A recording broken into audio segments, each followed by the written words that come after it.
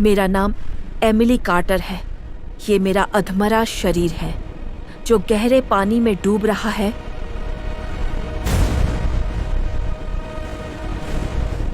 मैं हमेशा से मानती थी कि जिंदगी एक सफर है।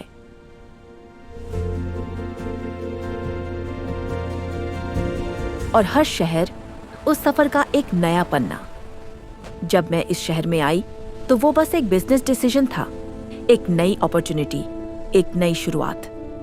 मुझे नहीं पता था कि यही शहर मेरी जिंदगी का सबसे खूबसूरत और शायद सबसे मुश्किल अध्याय बनने वाला है। पहली बार मैं उससे कॉन्फ्रेंस रूम में मिली थी। डैनियल राइट, अर्ली 40s, शांत, सधे हुए शब्द और आंखें। उन आंखों में कुछ था, एक गहराई, जैसे किसी ने बहुत कुछ सहा हो पर कभी कहा ना हो। हमारी पहली मुलाकात सिर्फ काम तक सीमित थी, प्रोफेशनल, फॉर्मल। लेकिन कुछ मुलाकातें ऐसी होती हैं जो तयशुदा नहीं होती, फिर भी हो जाती हैं। बिजनेस मीटिंग्स बढ़ी, ईमेल से कॉफी तक बात पहुंची, कॉफी से लॉन्ग वॉक्स तक। और एक दिन मुझे एहसास हुआ मैं उसे ढूंढने लगी हूं। उसकी आवाज, उसकी हंसी, उसका वो सटल सा स्माइल, सब कुछ मुझे अजीब सी शांति देता था। मैंने खुद से पूछा, एमिली, क्या ये सिर्फ अट्रैक्शन है? लेकिन दिल जानता था ये उससे ज्यादा है। ये वो एहसास था जो बिना इजाजत आता है और चुपचाप दिल में घर बना लेता है। डैनियल के साथ मैं अलग महसूस करती थी, स्ट्रॉन्ग पर वल्नरेबल भी, कॉन्फिडेंट पर स्ट्रेंजली नर्वस भी, जैसे मैं अपने किसी हिस्से को पहली बार समझ रही हूं। लेकिन हर खूबसूरत चीज के पीछे एक सच्चाई छुपी होती है, और डैनियल की जिंदगी में पहले से कोई था, लॉरा मिचेल। वो कमिटेड था, एक रिलेशनशिप में जो टूट नहीं रहा था पर जुड़ा भी नहीं था। एक शाम उसने मुझे सच बताया। उसने कहा, एमिली, मैंने बहुत सालों से वो महसूस नहीं किया जो तुम्हारे साथ करता हूं। उसकी आवाज में गिल्ट था पर सच्चाई भी। मैंने उससे पूछा, और लॉरा? वो चुप हो गया। उसकी चुप्पी शायद किसी भी जवाब से ज्यादा लाउड थी।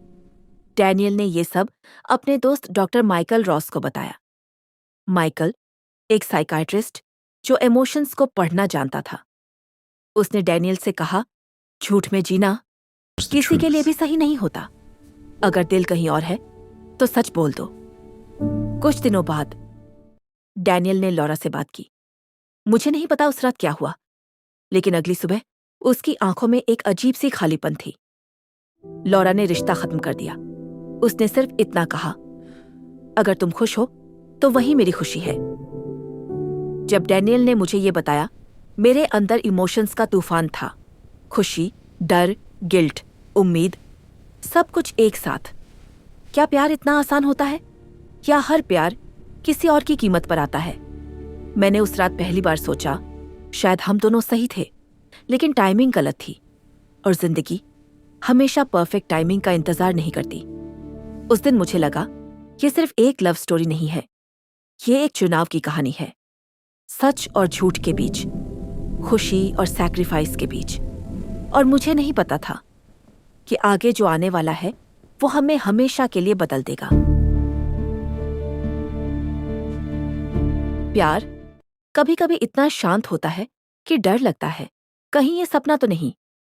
डैनियल और मैंने शादी का फैसला कर लिया था, सिंपल, प्राइवेट, बस कुछ गिने चुने लोग, कोई शोर नहीं, कोई दिखावा नहीं, सिर्फ हम और हमारे वादे।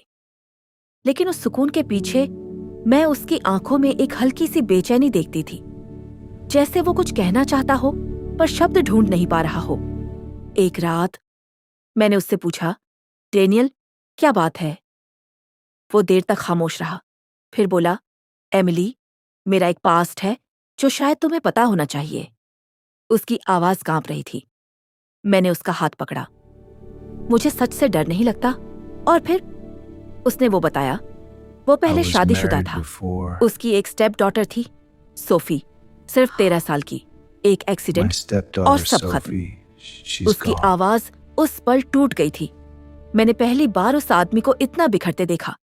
उसकी आंखों में आंसू नहीं थे, पर दर्द था, बहुत गहरा। उसने बताया, उस हादसे के बाद उसकी शादी भी टूट गई। उसकी पहली पत्नी अब उसके साथ नहीं रहती। घर खाली हो गया, जिंदगी खाली हो गई, और शायद वो खुद भी। उसने मुझसे कहा, अगर तुम चाहो तो हम यहीं रुक सकते हैं। मैंने उसकी तरफ देखा। मुझे कोई डर नहीं था, कोई सवाल नहीं था। पास्ट उसका हिस्सा था, पर मैं उसका प्रेजेंट थी, और मैं उसके फ्यूचर बनना चाहती थी। मैंने उससे कहा, मैं तुम्हारे दर्द से कंपीट नहीं कर रही, मैं तुम्हारे साथ खड़ी हूं। उस पल मैंने फैसला किया, मैं और कुछ नहीं जानना चाहती। कुछ जख्म ऐसे होते हैं जिन्हें कुरेदना नहीं चाहिए। मेरा भरोसा पूरा था। डॉक्टर माइकल रॉस ने भी उसे यही समझाया, पास्ट को जाने दो, नई जिंदगी शुरू करो। और हमने वही किया। हमारी शादी एक छोटे से चैपल में हुई। सफेद फूल, हल्की रोशनी और वाउज जो फुसफुसाहट जैसे थे। जब उसने आई डू कहा तो उसकी आवाज में डर नहीं था, बस यकीन था। मैंने सोचा, शायद यही हीलिंग है, किसी को चुनना पूरी सच्चाई के साथ। नया घर, शहर के शांत हिस्से में, खिड़कियों से आती सुबह की धूप, किचन में कॉफी की खुशबू, दीवारों पर नई तस्वीरें। हमने कोशिश की कि ये घर सिर्फ ईंटों का न रहे, ये यादों का घर बने, हंसी का, सुकून का। कभी कभी डैनियल रात में चुप हो जाता, खिड़की से बाहर देखता रहता।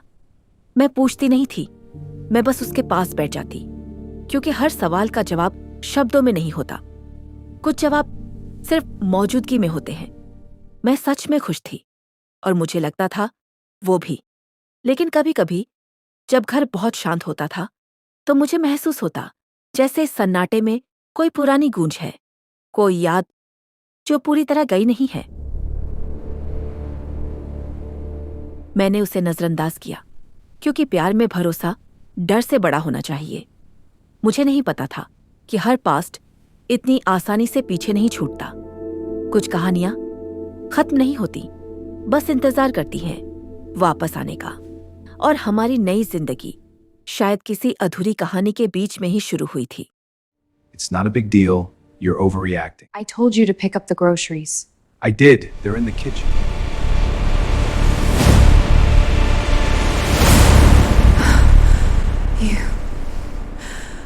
You